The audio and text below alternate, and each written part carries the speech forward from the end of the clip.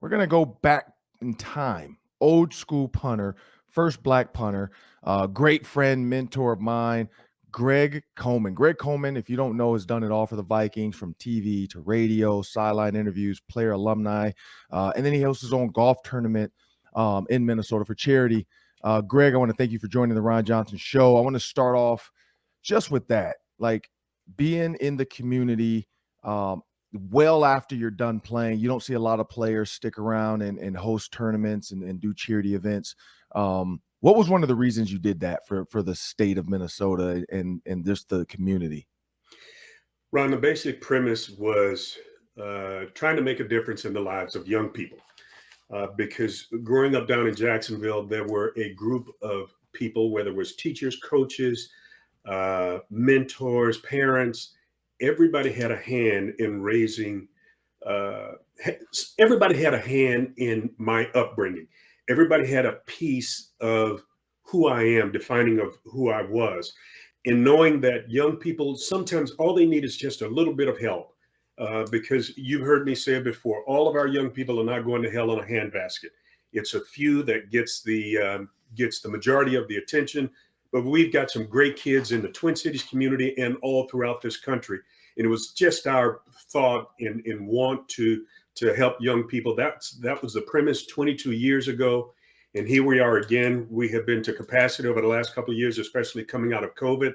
This year's it will be no different. We will be at capacity. So if you're thinking about it, man, you better sign up and let's get your foursome in.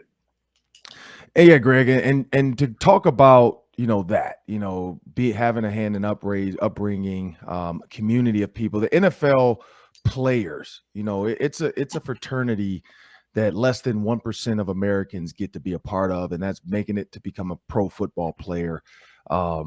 I was blessed and had the opportunity to do it. I grew up in a household with my dad that had done it, but then I look at my dad's teammates, Mel Blount, Joe Green, and then I turn around and look at guys like Mike Webster. And so to kind of, not to bring it down, but, I know Marion Barber Jr., his dad, my dad. And then you look at Marion Barber III, who played for the Gophers and then also went on to the NFL, and he recently passed away. What is it like when you look at your teammates and you look at the guys that don't stay as connected as the others do? Why is it as men that some players tend to do that, and how do we make sure to keep connected with former players? Well, I would applaud. Well, first of all, your dad in our era, we were all we had. So we were bound by connections. Even with the lack of technology that we had, we found a way to stay connected. I applaud the Vikings for what they have done. We have what they call decade calls. And if you played in the 60s, in the 70s, in the 80s, we have a former player to host each one of those decades. Believe it or not, Bud Grant has been on numerous ones. The new head coach, Kevin O'Connor, even Kwesi has been on several of those, introducing themselves to the former players, talking about how important they are to the fabric of this organization and the community, inviting guys back. And I just saw, on social media, a lot of the former players were out at OTAs, the Joey Browners and Paul Krauses. And these were men who were disconnected with the organization for many, many years. So I applaud this new culture. I applaud this new openness. I applaud this new transparency. And I would even have to say, I even go back to Mike Zimmer. When Mike first came on to be the head coach of the Vikings, I go to introduce myself. He said, Greg, you don't have to introduce yourself. I know who you are. I see the pictures on the wall. You guys, this is your home. This is your fabric. Every organization is not like this, Ron, and you know this. Mm-hmm. We have one of the best alumni associations. We had over 100 plus guys to come back to Minnesota for Vikings Alumni Week. So Tracy McDonald and Tom West, they do a great job in herding guys. It's like herding sheep, and they keep us connected. So that's one way, Ron. And I'll answer your question. You said, why do men not connect the way that we should? Mm-hmm. The ending of this amazing opportunity called the National Football League, doesn't last forever. And since the way that you end is not the way that you begin. Mine was just the opposite. I was cut after I was first drafted. So I got a taste of reality. I got a taste of life. I had to go back and get a real job. I had to work 5 I was a high school history teacher. And in knowing that, man, this is what I wanted to do. I worked my butt off. But again, I had a dose of reality early. So I was not a pre-bonus baby. I was not a prima donna. I was not a diva. I knew that you were only one play away from being a former player, an ex-player, or an alumni based on a coach's decision or an injury or something that you did that just did not jive with the culture of your organization. Yeah, and so looking at this organization, and I heard you say culture and change. Why is it so important for new regimes or if players have made comments? Why is it so important for culture to change? You look at Roll the Boat, with PJ Fleck, and the players have really starting to take to that. The fans are starting to understand it, and now you bring in Kevin O'Connell, who has kind of this young open door policy kind of culture. Where guys can be free, be themselves. Why is that so important? Well, Ron, if I were to put a label on this particular culture in talking about culture, period, I would use my position as a punter because my assignment, my job was to flip the field. That meant putting the organization, putting our team in a better position than where it first was. And I say that this new organization, this new regime has to flip the field. And I look at it as a mindset. Yeah, my job was to flip the field. But if you flip the field with a different mindset, a different culture, a different attitude, if you shift the atmosphere in an organization, if you get 20% more of the men to buy into culture, buy into flipping the field, Ron, that equates to maybe 4 more victories during the course of a year. And how many games did this team miss the playoffs by? 1 game. So if you talk about an additional 4 games with flipping the field, a different mindset, that means that you're in the playoffs. That means everybody is on one accord. You talked about PJ and row the boat. That means everybody has an oar in the water, but you got to make sure that you're rowing in the right direction. And these are things, Ron, that I have learned over the years through leadership, teamwork, connectiveness, and all of those things. When you talk about culture, it is critical for any organization. And it's not just the players in the locker room.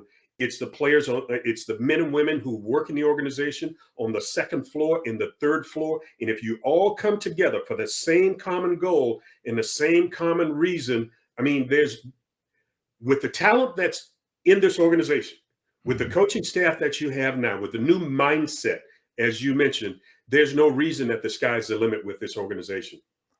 Yeah, and Greg, you did something monumental. When you look at the punter in the NFL, honestly, let's be honest, it was always a white guy. That was the thought. Like the white guys are going to be kickers and punters. I knew growing up, even in a black city of Detroit, we didn't even have a true kicker and a true punter. It was our defensive end who would punt, and then we just really didn't kick field goals. We went for 2. When you stepped onto the NFL field, and like you said, you got cut, but then you ended up making it, and you became kind of the face of punting for African American kids. You look at King, and all these other guys now who are punting, and Reggie Roby. Being a forefather of minority punters, how does that feel? Well, it was humbling, Ron, if I can be perfectly honest with you, because I didn't think about it being the first. It was a position that I saw. I saw this guy from the Baltimore Colts come out. Everybody else was bloody, rainy, muddy, and dirty. He walked out on the field in a clean white uniform, picked the ball, walked back to the sideline. At a very young age, maybe 8, 9 years old, I said, that's what I want to do. That's what I want to be. And I worked my tail off. Yeah, I had speed. I was a great athlete, could have played some other positions. But, God had birthed in me the ability and the desire. He said, he will give you the desires of your heart. And that was a desire. Man, I worked for it. Was it easy? Heck no. Did I get all of the cat calls and, called all kind of names? Absolutely. I was cut because of my athletic ability after I was drafted with Cincinnati. I outran most people with the exception of Isaac Curtis and Archie Griffin. And Paul Brown said, man, you got too much speed to just be a punter. So he ran the living daylights out of me. Long story short, didn't make it because I had to compete after running fly patterns, pass after pass. And it was just the wrong situation at the wrong time. But I went back and I got refocused. I got recommitted. I got reconnected with what I wanted to do and what I said I wanted to be in my high school yearbook. And I celebrate my 50th high school anniversary next weekend.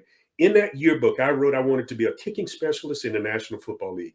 And even kids at my own high school, my classmates and teammates said, man, you must be out of your mind. There are no black punters and kickers in the NFL. And at a very young age, I say, that ain't my problem. So I worked hard. I had coaches at Florida A&M who nurtured me.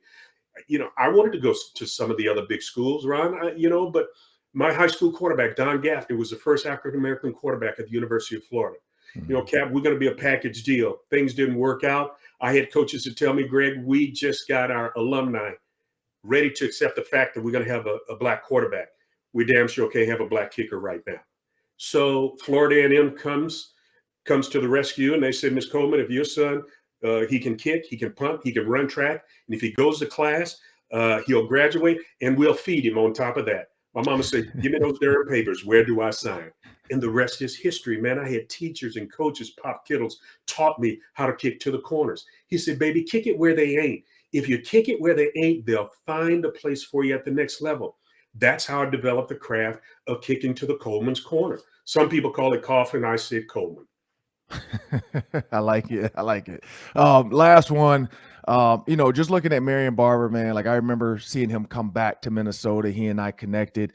We call Spice Adams, and everybody who knows Spice Adams is a funny guy. So we call Spice Adams on a three-way video chat. So Spice and Marion, and I can see Marion's face light up, talking to Spice. And I've done that with a few people. Todd Heap, when his daughter passed away, Todd and I ran into each other when the Ravens played the Vikings a couple years ago here at US Bank Stadium. Called Spice on FaceTime to talk to him. When Lewis Seen just came, I called Spice. Spice is kind of my guy. He's the connector because everybody knows him on social media. And so he always answers the phone.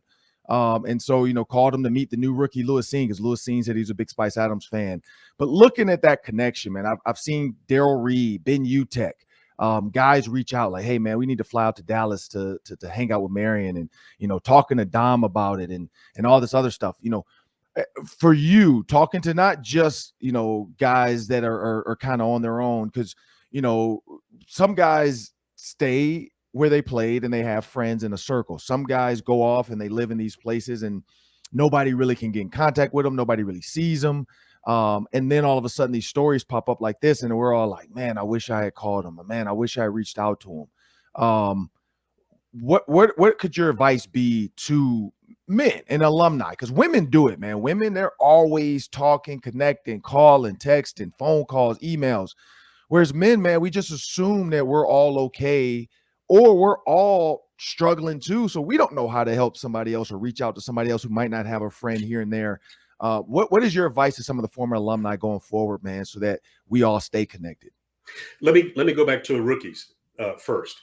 I have an opportunity to talk to the rookies each and every year. Les Pico and his staff do a great job with the Minnesota Vikings. I have the opportunity to share with them my perspective on being a former player and some of the do's and don'ts. And you can't tell anybody what to do, but all you can do is provide them with guidance and directions. Then it's up to them. But what, Ron, I learned at a very young age that you cannot do life alone. And isolation is the devil's workshop. And then you start playing these stories and mind games over and over and over, like nobody loves me. I'm all alone. I got cut. Well, if you played in the NFL, you're going to get cut. I mean, it's a part-time career, but it's a stepping stone to your future. And if you look at it as that and know that sooner or later, you're going to be a former player. So you establish relationships. Ron, when I was a rookie with Minnesota, I printed a business card because I knew that sooner or later I was going to be a former player. I put my phone number, didn't have emails and social media and all that stuff. We didn't even have cell phones back then, okay? So I put my house number on there. And when I went to these functions, I gave these business people my card. I got theirs. So I started a level of connections outside of football because, again, you cannot be isolated. You cannot do life alone. I make it a habit of reaching out to one or two former players each and every week, because if we don't do it, if we don't share our stories, in the midst of writing a book now, with some of the downtime that I have and doing some public speaking, it reminds me that, Ron, I live by practicality. And my pastor told me we have to be prayerful and practical at the same time. You gotta preach with a Bible in one hand and live with the USA Today in the other, because you've got to stay current, you've got to stay relevant, and you've got to stay in touch. You cannot be isolated, Ron. And there are resources through the NFLPA and the Alumni Association and the Players Trust, that if you need help, man, drop the guard of pride. That's the word that I'm looking for. Drop your pride and humble yourself and reach out and say, man, you know what?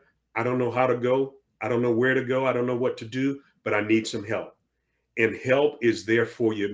It may come from the strangest places that you could ever imagine. But, Ron, I applaud some of the things that you have done during your career and post-career. Man, I love what you're doing with this platform, your voice. Voices need to be heard. Stories need to be told, because stories is nothing but history. And if we don't tell history, people talk about, CRT and all of those things. There's a lot of history that's being uncovered. We spent a weekend in the Fusky Islands down in South Carolina over the weekend, the Gullah culture, and learning about some additional African-American history and all of those things. So, man, we can't live in isolation. We've got to let the light that God gives us, we got to let it shine, because sometimes this world can be a very, very dark place. But whatever light the good Lord gives you, man, let it shine. And I appreciate you doing that.